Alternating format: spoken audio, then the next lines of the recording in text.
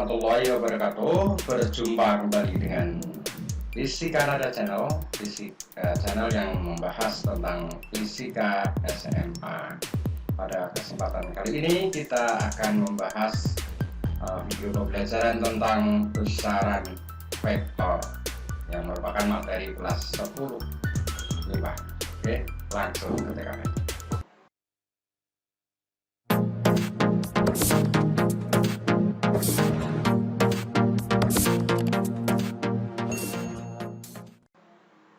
Ya, besaran vektor. Jadi pada umumnya besaran itu berdasarkan arahnya itu ada dibagi menjadi dua, yaitu yang pertama besaran skalar dan yang kedua besaran vektor. Jadi besaran skalar adalah besaran yang hanya memiliki nilai saja atau hanya memiliki harga saja. Contoh massa, waktu, luas, massa jenis. Ini kalau massa misalnya 10 kg sudah titik, waktu misalnya 3 sekon sudah titik, luas misalnya 2 meter persegi sudah titik, tidak ada lanjutannya. Tapi kalau besaran vektor adalah besaran yang memiliki nilai dan juga arah. Nah, jadi contohnya gaya. Kalau kita memberikan gaya pada sebuah benda, misalnya 30 Newton, itu mesti ada gaya itu diberikan kemana? Ke kanan, ke kiri, ke timur, ke utara, ke atas, ke bawah. Nah, itu arahnya. Nah, ini yang membedakan dari antara besaran vektor dan besaran skalar. Besaran skalar ini hanya mempunyai nilai saja, tetapi besaran vektor memiliki nilai dan juga memiliki arah. Gitu ya. Tahu perbedaan antara besaran skalar dan vektor. Contoh lain, kecepatan. Sebuah mobil bergerak dengan kecepatan 5 km per jam. Wah, pelan sekali. 50 km per jam misalnya. Kemana? Ke selatan, ke barat, ke utara. Itu tentu saja ada arahnya. Demikian juga percepatan. Ini termasuk salah satu contoh besaran vektor. Kemudian tekanan, kita menekan ke mana juga ada arahnya. Juga ada nilainya. Nah, itu yang disebut dengan besaran vektor. Nah, pada kesempatan ini akan diulas lebih mendalam tentang besaran vektor. Nah, dimulai dari lambangnya. Jadi vektor itu dilambangkan dengan sebuah anak panah, kemudian diberikan lambang besarannya beserta tanda anak panah di atasnya. Kemudian misalnya ini contoh vektor gaya ya, kemudian contoh vektor kecepatan, kemudian contoh vektor percepatan semacam ini. Kemudian besar atau nilai vektornya atau panjang vektornya bisa dilihat dari panjang anak panah tersebut. Nah, contohnya begini. Misalnya saya mempunyai sebuah vektor gaya, kemudian vektor gaya ini saya beri semacam garis bilangan untuk menandakan bahwa ini panjangnya misalnya ada 1, 2, 3, 4, 5 satuan. Kemudian membentuk sudut alfa terhadap garis mendatar. Maka vektor ini bisa dikatakan bahwa besar vektor gaya yang digambarkan ini adalah 5 satuan, kemudian arah vektornya membentuk sudut alfa terhadap garis mendatar. Nah, itu pengertian tentang vektor. Kemudian perlu juga kita pelajari apa yang disebut dengan vektor satuan. Jadi vektor satuan itu cara menggambarkan sebuah vektor dalam koordinat kartesius yang diwakili oleh vektor satuan I dalam sumbu X dan arah vektor satuan J dalam arah sumbu Y. Oke, langsung saja. Misalnya saya mempunyai sebuah vektor semacam ini. Nah, bisa kita lihat pada sumbu X-nya ini ada berapa langkah, kemudian pada sumbu Y-nya ada berapa langkah. Maka vektor satuannya dinyatakan sebagai misalnya ini vektornya adalah vektor gaya, kemudian sudutnya membentuk sudut alfa, maka nah ini bentuk umum dari vektor satuan 2 dimensi. Nah, saya contohkan 2 dimensi dulu ya. Sebetulnya vektor satuan itu bisa dinyatakan dalam 3 dimensi, yaitu pada sumbu X, Y, dan Z. Nanti vektor satuannya I, J, K. Tapi dalam hal ini untuk mempermudah pembahasan saya contohkan vektor dalam 2 dimensi saja atau dalam bidang. Jadi vektor satuan gaya dinyatakan dalam XI plus YJ, di mana X dan Y ini bisa nanti kita ganti dengan bilangan. Langsung saja ke contoh ini ya. Kemudian kalau kita lihat ini vektor ini pada arah sumbu X-nya atau pada arah vektor satuan I-nya mempunyai nilai 6 satuan. Kemudian pada sumbu Y-nya mempunyai nilai 8 satuan. Maka vektor satuan ini bisa dinyatakan dengan rumus atau vektor gayanya bisa dinyatakan dalam 6I plus 8J yang artinya 6 satuan ke arah sumbu X dan 8 satuan ke arah sumbu J, ke arah sumbu J atau vektor satuan J. Nah, berapa panjang vektor ini atau besar vektor ini? Besar vektor ini tentu saja bisa kita cari dengan mudah karena ini kalau kita lihat segitiganya ini adalah segitiga siku-siku, maka berlaku rumus Pythagoras atau boleh ditulis panjang vektor dinyatakan dengan huruf semacam ini ya, lambang semacam ini, sama dengan akar X kuadrat plus Y kuadrat. Nah, tentu saja dalam contoh soal ini gampang sekali, maka akar dari 6 kuadrat ditambah 8 kuadrat. 36 ditambah 64, akar dari 100 ya, berarti F-nya sama dengan 10 Newton. Nah, ini yang disebut dengan vektor satuan. Kemudian jangan lupa bahwa vektor itu kan juga mempunyai arah. Nah, arahnya bisa dinyatakan dengan sudut ini. Nah, berapakah besarnya sudut ini juga bisa kita cari dengan menggunakan arah vektor menggunakan nilai tangen. Nah, mungkin kalian yang kelas 10 belum mengenal apa itu yang disebut tangen. Tangen ini adalah harga perbandingan antara Y dan X pada segitiga siku-siku. Nah, nanti di matematika akan lebih jelas. Ini untuk keperluan sementara diterima saja bahwa tangen alfa ini sama dengan Y per X.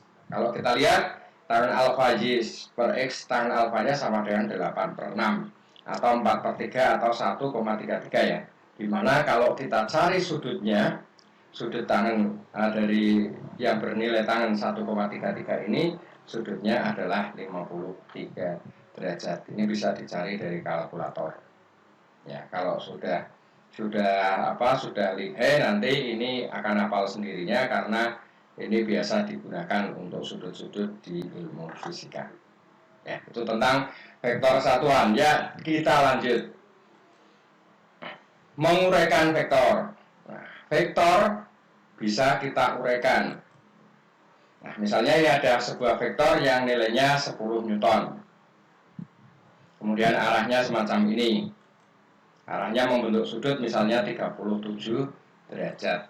Nah, vektor ini nanti bisa diuraikan atau diproyeksikan ke sumbu X maupun sumbu Y sehingga menghasilkan komponen vektor. Jadi, kalau kita uraikan terhadap sumbu X semacam ini, maka vektor ini disebut dengan komponen vektor sumbu X. Kita beri nama, karena vektornya gaya, maka kita kasih saja indeks X ini. Berarti ini vektor Fx. Komponen vektor sumbu X, Fx besarnya dinyatakan dengan F dikalikan kosinus alfa. Nah, sekali lagi, ini kosinus alfa ini belum dipelajari di tingkat SMP dulu ya, di kelas 1 SMA juga belum dipelajari, tapi jangan khawatir, nanti akan saya berikan tabelnya untuk keperluan sementara. Nanti untuk keperluan yang lebih kompleks bisa dipelajari di ilmu matematika. Ya, kemudian komponen vektor yang selanjutnya jika diuraikan terhadap sumbu Y. Nah, terhadap sumbu Y maka akan ada komponen vektor yang sebesar Fy sama dengan F sin alfa. Nah, ini rumusnya. Jadi Fx terhadap sumbu X, Fx sama dengan F cos alfa, terhadap sumbu Y sama dengan F sin alfa. Nah, langsung kita eksekusi saja ini ya. Misalnya vektor satuannya, vektornya nilainya 10 Newton. Kemudian membentuk sudut 37 derajat. Kalau kita uraikan berapa komponen vektor sumbu X-nya, maka kita memerlukan ini ya. Nah, ini tabel yang saya janjikan tadi. Ini adalah tabel nilai sinus, kosinus, dan tangen. Lengkap dari 0, 30, 37, Nah, ini 37 dan 53 ini biasanya di ilmu fisika digunakan karena ini termasuk sudut istimewa di ilmu fisika ya. Ini bisa dihafalkan dulu nilai tabelnya, bisa dicatat, diingat-ingat karena sudut-sudut yang keluar biasanya ini. Ya, kita hitung sekarang. Coba untuk fx tadi adalah fx sama dengan f cos alfa. Maka f-nya kita masukkan 10, cos alfanya kita masukkan 37 derajat. Maka 10 cos 37. Kita lihat cos 37 di sini. Ini 37, ini cos. Nah, ketemu ini yang saya beri warna biru ini 4/5. Maka ketemunya adalah 8 Newton. Gitu ya. Kemudian FY-nya FY 10 sin, karena FY sama dengan F sin alfa, maka 10 sin alfanya 37 derajat. Ingat, pakainya sudut yang ini terus ya, sama dengan 10 kali sin 37-nya, sin 37 sama dengan 3/5, sehingga komponen vektor sumbu Y-nya atau FY-nya sama dengan 6 Newton. Nah, pengetahuan untuk menguraikan vektor ini penting sekali karena nanti digunakan untuk penjumlahan vektor, gitu ya. Kita lanjut contoh soal saja dulu ya. Sebuah vektor 6 Newton diuraikan menjadi dua buah vektor yang saling tegak lurus dan salah satunya membentuk sudut 60 derajat. Nah, seperti gambar ini. Terhadap vektor tersebut, tentukan besar komponen vektornya. Nah, ini komponen vektornya berarti semacam ini salah satunya membentuk sudut 60 derajat. Kita nyatakan sebagai yang fx tadi. Kemudian yang ini adalah fy. Berapakah komponen vektor ini? Berapakah fx dan fy-nya? Tentu saja dengan mudah bisa kita cari. Karena fx ini tadi adalah f cos sudutnya berapa? 60. Maka f cos 60 tinggal dimasukkan f-nya 6. 6 dikali cos 60 tadi setengah. Ya, cos 60 adalah setengah. Maka ketemunya adalah 3 Newton. Kemudian FY-nya F sin 60. Nanti bisa dilihat lagi ya tabelnya tadi, sin 60 berapa. Maka FY-nya sin 60-nya adalah setengah akar 3, maka F-nya 6 dikali setengah akar 3, maka sama dengan 3 akar 3. Nah, ini yang disebut komponen pada sumbu X 3 Newton, kemudian komponen pada sumbu Y sama dengan 3 akar 3 Newton. Begitu untuk menguraikan vektor, jadi gampang sekali. Oke, kita lanjut ke penjumlahan vektor. Jadi vektor itu bisa dijumlahkan. Penjumlahan vektor berbeda dengan penjumlahan aljabar biasa. Nah, untuk memahami penjumlahan vektor, coba kita lihat ilustrasi yang pertama. Yang pertama kita akan menjumlahkan vektor dengan metode poligon. Poli itu banyak, gon itu segi. Jadi metode segi banyak. Nah, kita tahu bahwa segi banyak yang paling sedikit adalah segi, tentu saja segitiga. Jadi misalnya kita akan menjumlahkan dua buah vektor, yaitu vektor gaya pertama dengan vektor gaya kedua. Vektor gaya pertama ke arah sana ke atas, kemudian vektor gaya kedua ke sini. Akan kita jumlahkan dengan metode poligon. Bagaimana caranya? Caranya adalah kita pindahkan vektor yang F1 ini ke lain tempat dulu, ya. Nah, ini kita pindah ke sini ya. Kemudian pindahkan vektor yang kedua sedemikian pangkal dari vektor kedua ini bertemu dengan ujung vektor yang pertama. Nah, kalau ini kita pindahkan ke sini, maka akan menjadi semacam ini. Jadi F1 tambah F2, maka jumlah vektornya atau F1 ditambah F2-nya disebut dengan resultannya atau vektor gaya resultan. Jadi R ini disebut dengan resultan. Resultan itu dalam ilmu fisika merupakan jumlah vektor. Maka FR-nya dituliskan sebagai F1 plus F2 adalah yang hasilnya yang ini. Jadi vektor pertama dijumlahkan dengan vektor kedua sama dengan FR ini. Nah, kemudian yang kedua, penjumlahan vektor dengan metode jajaran ginjang. Oke, kita akan menjumlahkan vektor yang sama. Vektor yang ini tadi kita gambarkan lagi, F1 ke atas, kemudian F2 ke samping, sama persis ya. Ini tadi kalau dijumlahkan dengan metode poligon hasilnya seperti ini. Nah, kalau digunakan metode jajaran genjang seperti apa? Namanya saja jajaran genjang, maka nanti harus terbentuk suatu bangun yang disebut dengan bangun jajaran genjang. Kalau tadi ujung vektor pertama ketemu pangkal vektor kedua, maka yang untuk penjumlahan metode jajaran genjang ini, pangkal vektor pertama harus ditemukan pangkal vektor kedua. Ya, ini kita pindah ke sini, coba ya, ini kita pindah ke sini. Maka akan menjadi ini. Kemudian yang ini kita pindah sedemikian hingga pangkalnya ketemu pangkal vektor pertama ketemu pangkal vektor kedua. Kemudian setelah itu baru dengan membuat sisi-sisi yang sejajar dengan masing-masing sisi yang sudah ada, maka akan terbentuk, ini misalnya sudutnya alfa ya, maka akan terbentuk sebuah jajaran genjang. Nah, maka yang disebut dengan resultannya atau jumlah vektornya adalah yang ini. Nah, diagonal yang dibentuk ini merupakan jumlah vektornya. Fr sama dengan F1 ditambah F2. Atau vektor resultannya sama dengan vektor pertama ditambah vektor kedua. Lalu besarnya berapa? Maka bisa kita cari dengan rumus. Ini kalau dalam ilmu matematika namanya rumus aturan kosinus ya. Fr sama dengan akar dari F1 kuadrat, F1 kuadrat ini ditambah F2 kuadrat, F2 kuadrat ini ditambah dengan 2 dikali F1 dikali F2, kemudian dikalikan nilai kosinus sudut alfa. Nah, ini berlaku secara umum untuk vektor apapun. Nah, misalnya vektornya vektor kecepatan, maka ini pakai V. VR sama dengan V1 tambah V2 kuadrat ditambah 2 V1 V2 cos alfa atau cos sudutnya. Nah, itu seperti itu.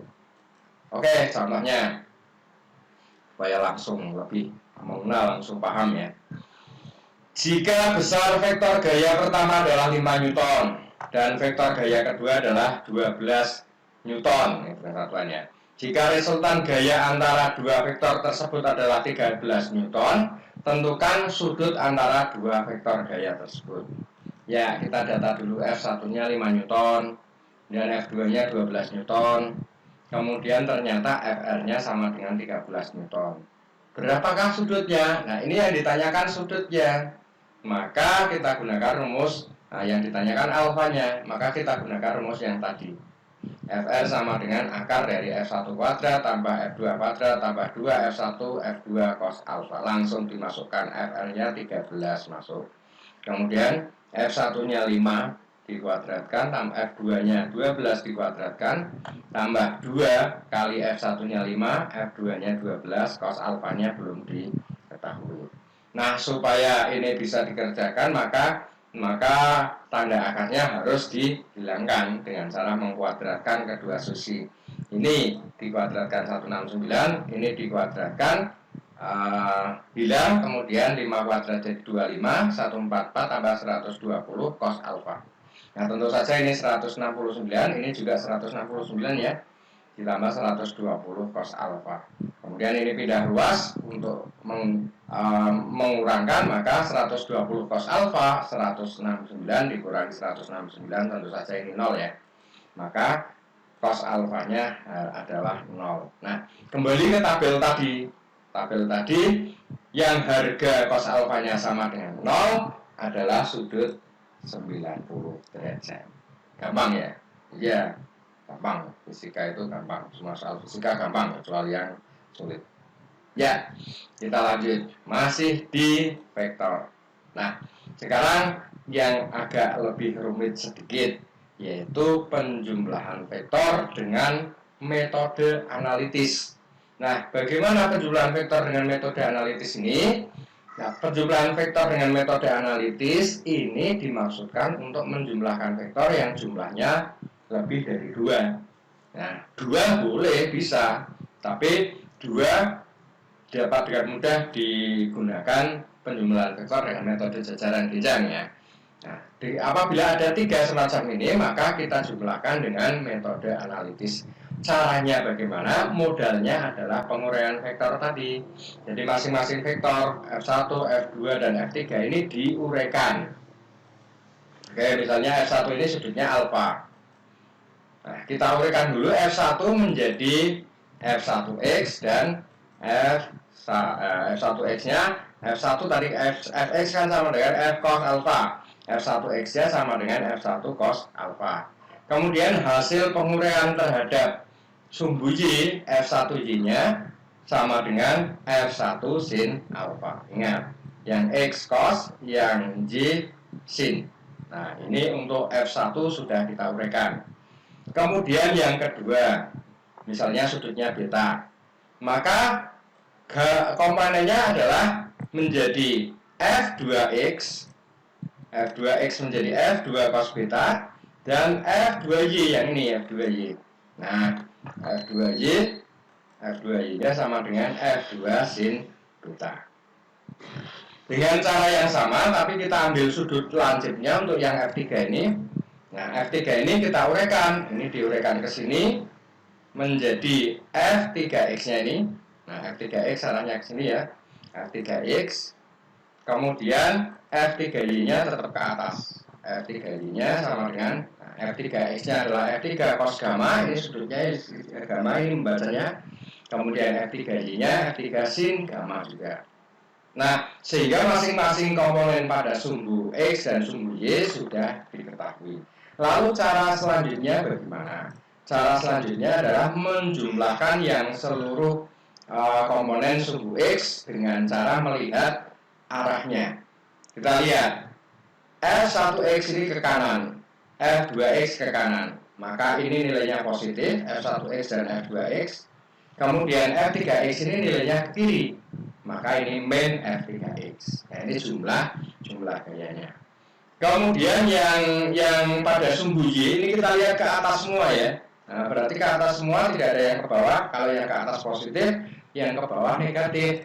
Maka sigma Fj sama dengan F1Y ke atas ditambah F2Y ke atas ditambah F3Y ke atas. Nah, setelah ketemu sigma Fx dan sigma Fy, maka resultan vektornya bisa dicari dengan cara, nah, ini hasilnya berapa, dimasukkan, diwadratkan menjadi sigma Fx kuadrat ditambah dengan sigma Fy kuadrat. Ini akan menjadi resultan vektornya Fr. Nah, arahnya bagaimana? Arahnya menggunakan nilai tangen. Jadi misalnya nanti sudutnya yang dibentuk adalah sudut theta, maka tangen tetanya sama dengan sigma Fy dibagi sigma Fx, gitu ya. Ya, supaya tidak penasaran, langsung ke contohnya. 3 vektor setitik tangkap seperti pada gambar. Setitik tangkap itu maksudnya begini, titik tangkapnya sama. Vektor pertama adalah vektor 30 Newton, sudutnya 30 derajat terhadap arah sumbu X positif. Kemudian vektor kedua 30 Newton juga, bersudut 30 derajat terhadap sumbu X negatif. Nah, yang ditanyakan vektor resultannya. Tentukan resultan ketiga vektor tersebut. Tentu saja ini bisa kita kerjakan. Perhatikan, yang sudah searah sumbu X ini tidak perlu diuraikan. Yang diuraikan hanya yang miring-miring saja ini. Ini kita uraikan, ini kita uraikan. Nah, seperti tadi cara menguraikannya. Nah, ini diuraikan terhadap sumbu X menjadi F1X. Dan diuraikan terhadap besarnya berapa? Nah, dihitung dulu, enggak apa-apa. F1X, X itu adalah cos, berarti F1 cos 30, sudutnya 30.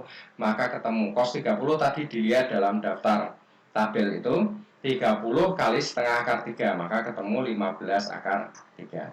F1X ketemu dulu. Kemudian F1Y. Nah, ini F1Y ke atas. F1Y rumusnya bagaimana? F1Y sama dengan F1 sin ya. Tadi F1 sin 30. Maka 30-nya kita masukkan. Sin 30 dilihat di tabel tadi setengah sama dengan 30 kali setengah 15 Newton. Kemudian yang ini kita uraikan. Terhadap sumbu X maka akan ada F2X. F2X kita lihat, F2X sama dengan F2 cos ya. Nah, F2 cos 30. Maka 30 cos 30 sama dengan setengah akar 3 sama. Ini hasilnya 15 akar 3. Kemudian F2Y-nya ini kita uraikan lagi terhadap sumbu Y. Nah, ketemu F2Y. F2Y sama dengan F2 sin ya. Kalau Y F2 sin 30, sudutnya sama 30 ini, maka 30 kali setengah sama dengan 15 Newton.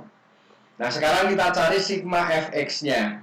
Sigma Fx, perhatikan, sigma Fx adalah gaya yang ke arah sumbu X, baik itu ke arah sumbu X positif maupun negatif. Yang ke arah sumbu X positif kita beri tanda positif, F1X positif. Kemudian F3 ini searah dengan sumbu X, kita tulis saja F3. Kemudian yang ke arah sumbu X negatif adalah F2X, maka F1X tambah F3 min F2X. Boleh kita hitung. Sigma Fx-nya sama dengan 15 akar 3 tadi, F1X ini. Ditambah F3-nya langsung diketahui 40, dikurangi F2X-nya sama dengan 15 akar 3 itu. Nah, sehingga sigma Fx-nya ketemu 40 Newton. Nah, kemudian yang sigma Fy. Sigma Fy sama dengan, kita lihat, yang searah sumbu Y hanya ada dua gaya ini, F1Y dan F2Y. Maka tentu saja F1Y ditambah F2Y. Kok nggak ada yang negatif, Pak? Nggak ada, karena ini nggak ada yang ke bawah. Kalau ada yang ke bawah nanti negatif. Maka, nah, kita lihat F1Y ini tadi 15 Newton, sudah kita hitung ringan sekali. F2Y juga sudah kita hitung 15 Newton. Sehingga 15 tambah 15 berapa biasanya? Ya, 30 Newton. Sehingga kita masukkan dalam FR-nya atau resultannya, jumlah vektornya. Akar sigma Fx kuadrat, sigma Fx ini lihat. Nah, maka ini ganti 40 ya, yang ini ganti 30. Maka akan menjadi akar dari 40 kuadrat tambah 30 kuadrat. 40 kuadrat, 4 kuadrat 16, berarti 1600. Yang ini 900, maka akan ketemu akar 2500, maka FR-nya sama dengan 50 Newton. Nah, itu yang disebut dengan penjumlahan vektor dengan metode analitis. Ya, bagian akhir ini termasuk juga bagian pengayaan, kadang tidak dibahas, tapi dalam kesempatan kali ini saya bahas adalah untuk vektor satuannya, penjumlahan vektor satuan dan nanti perkalian vektor satuan. Ya, penjumlahan vektor satuan. Kalau tadi penjumlahan vektor dalam bentuk gambar, nah sekarang penjumlahan vektor dalam bentuk vektor satuan. F1 misalnya, saya mempunyai vektor F1 sama dengan X1I plus Y1J. Kemudian F2 X2I plus Y2J. Maka FR sama dengan F1 ditambah F2 dalam bentuk vektor satuan, dituliskan X1I plus Y1J tambah X2I plus Y2J. Yang I dijumlahkan dengan I, yang J dijumlahkan dengan J. Maka akan ketemu X1 plus X2I tambah X2 plus Y2J. Y1 tambah Y2J maksudnya. Ini Y1 ya. Nah, supaya lebih gampang, tentunya langsung ke soal saja ya, contoh soalnya. Nah, misalnya saya mempunyai F1 sama dengan 3I plus 4J. Kemudian F2 sama dengan 6I plus 8J. Dua vektor ini mau dijumlahkan tanpa kita menggunakan metode gambar atau metode poligon dan metode jajaran genjang tadi. Langsung menggunakan metode vektor satuan, penjumlahan vektor satuan. Maka dijumlah saja. FR sama dengan F1 tambah F2. Nah, kita jumlahkan F1-nya 3I plus 4J tambah 6I plus 8J. Kumpulkan yang I dan kumpulkan yang J. Maka ini 3 plus 6 ya. Maka FR sama dengan 3 plus 6I tambah 4 plus 8J. Maka akan ketemu penjumlahan vektornya 9I ditambah 12J. Ya, sesimpel itu untuk penjumlahan vektor satuan. Nah, seperti janji saya tadi, juga dibahas tentang perkalian vektor satuan. Jadi perkalian vektor satuan ini nanti ada dua, yang disebut dengan perkalian titik dan perkalian silang. Kita bahas dulu yang pertama, perkalian titik atau disebut dengan perkalian skalar atau dot product. Nah, pada perkalian skalar ini nanti akan dihasilkan besaran skalar, bukan besaran vektor. Ya, langsung ke contoh saja supaya lebih mudah. Nah, misalnya saya mempunyai, nah ini saya perkenalkan tiga sekaligus ya, tiga vektor, tiga dimensi. Saya mempunyai vektor satuan A yang besarnya 2i tambah 8j min 4k. Kemudian vektor satuan B 3i plus 2j tambah 5k. Dua vektor ini akan dikalikan secara dot product. Ya. Dot product itu lambangnya gini, A dot B. Nah, ini artinya dikalikan titik, kalikan titik. Maka kita kalikan secara biasa dulu aja.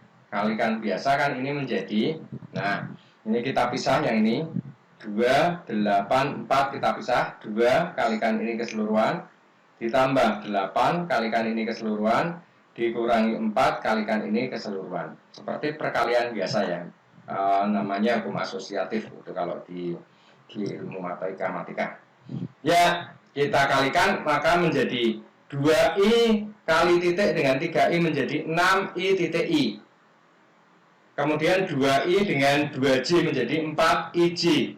2i 5k menjadi 10ik. Kemudian yang ini dengan cara yang sama 8 kali 3 24 ji. 8 kali 2 16 jj. 8 kali 5 40 jk. Kemudian min, karena ini min kurungnya kita buka, min 4 kali 3 12 ki, k dot i. Kemudian 4 kali 8 menjadi min 8k dot j. Kemudian min 4 kali 5 berarti 20k dot k. Nah, kita akan memerlukan sebuah tabel. Nah, tabel ini adalah tabel perkalian vektor satuan. Coba perhatikan tabel ini gampang sekali cara mengingatnya. Yang sama dot sama. Nah, jadi i dot i itu nilainya mesti 1. J dot j juga nilainya 1. K dot k nilainya 1. Sementara yang berbeda i dot j atau yang lain yang didotkan berbeda ini mesti nilainya 0. Sehingga mudah saja untuk yang ini. Yang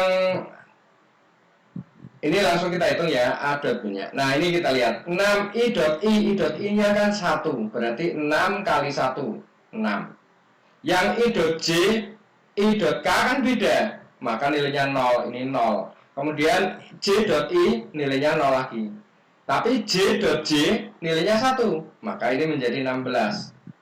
Tambah lagi j dot k 0, langsung k dot i 0, kemudian k dot j juga 0, terakhir k dot k 1, tapi di sini ada negatif min 20. Sehingga hasil perkalian skalar atau dot product dari dua vektor ini adalah 2. Nah, ini bukan vektor, ini sudah menjadi besaran skalar, gitu ya. Kemudian perkalian yang kedua adalah perkalian vektor atau yang disebut dengan cross product. Perkalian vektor cross product, lambangnya begini, A cross B. Nah, sebetulnya dikalikan biasa sama saja. A cross B ini sama seperti tadi ya, dikalikan biasa. A ini dipisah, ini dipisah, kemudian 2 kali ini keseluruhan, 8 tambah 8 kali ini keseluruhan, dikurangi 4 kali ini keseluruhan, sama seperti yang atas tadi, cuma ini untuk cross.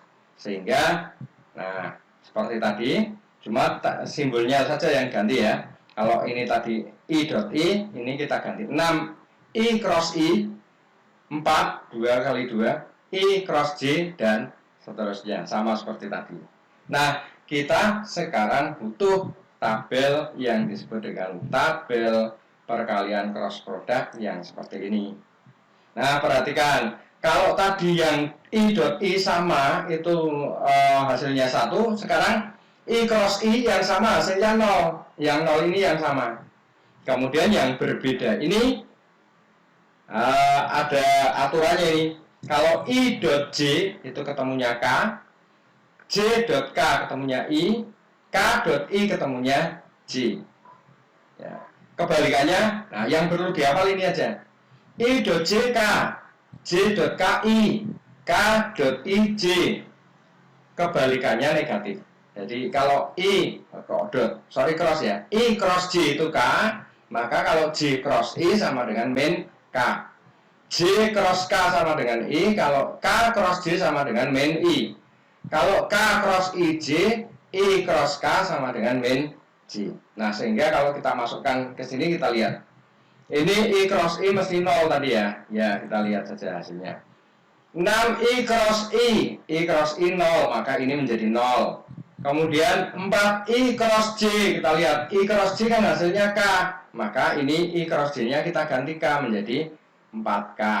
Dan kita lihat I cross K mana? I cross K ini min J hasilnya. Nah, ini plus 10. Nah, min-nya dapat dari sini. Nah, maka ini menjadi min 10J. Kemudian 24J cross I mana? Nah, min K. J cross I-nya min K. Ini 24J cross I. Nah, J cross I-nya kita ganti min K, maka menjadi min 24K. Kemudian 16J cross J sama ya. Kalau sama di sini 0. Kemudian 40J cross K. J cross K-nya sama dengan I. Maka menjadi 40J cross K-nya kita ganti dengan I. Min 12 K cross I. K cross I kita lihat. K cross I. K cross I ketemunya J. Nah, K cross I ketemunya J, maka ini min 12J tambah 8K cross J.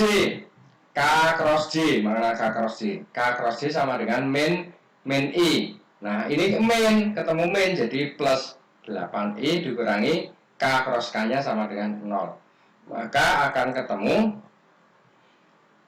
jumlahkan yang I dengan I.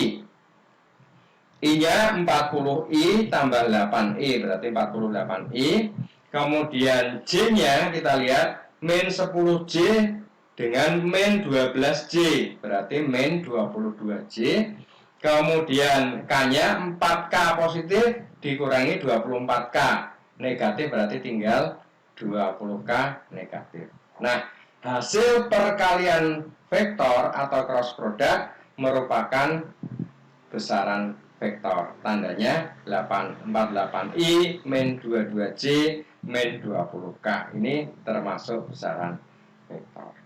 Nah, itu saja untuk besaran vektor yang bisa saya sampaikan. Ya, tetap di channel PC Kanada, karena di channel PC Kanada akan memberikan pembelajaran fisika secara mudah. Jangan lupa subscribe, like, komen, dan share. Salam fisika. Assalamualaikum warahmatullahi wabarakatuh.